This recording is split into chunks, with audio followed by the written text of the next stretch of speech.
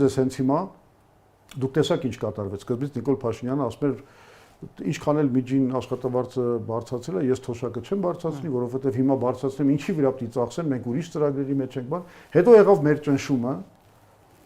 չեմ ասում միայն մեր, թեև ասենք դեկտեմբերի 26-ի մեր պրեզենտացիայի ժամանակ մենք ասացինք, որ պետքա 50%-ով բարձրացնել աշխատավարձը, որովհետև դրա հնարավորությունը տնտեսությունը այսօր տալիս է։ Թոշակները նկատի ենք։ Թոշակները, որովհետև տնտեսությունը տալիս է, այդ լագը կա էլի միջին աշխատավարձի եւ բանի թոշակի միջև։ Այսինքն ձեր ճնշմամբ բարձրացրեց թոշակները։ Միանշանակ, որովհետև ապացույցը հետեւյալն է։ Ինքը չանցկացրեց այդ որոշումը նորմալ, պատշաճ բյուջետային գործընթացով։ Նորմալ բյուջետային գործընթացը արդեն ավարտվել էր եւ դա չէր արվել։ Հետո ջարդելով ընդ որում պատշաճ ընթացակարգերը Նիկոլ Փաշինյանը անձամբ այդ իր որոշմամբ այդ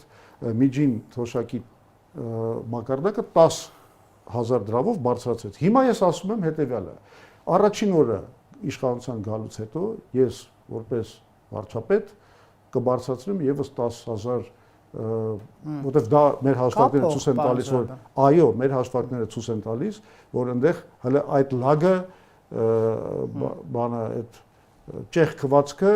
դեռ հաղթարված չի եւ կարելի է բարձրացնել եւս 10,000 դրամով ու առաջին օրվանից մենք նախաձեռնել ենք այդ գործընթացը, ինչի չեմ ասում հենց առաջի օրը կբարձրացնենք։ Ես ասում եմ կնախաձեռնենք այդ գործընթացը, որովհետեւ ինքը պետք է անցնի պատշաճ բյուջետային ընթացակարգ, որը Նիկոլ Փաշինյանը չարեց, ցույց տալով, որ իր որոշումը վերջին պահին եղել է ճնշման տակ, իմպուլսիվ եւ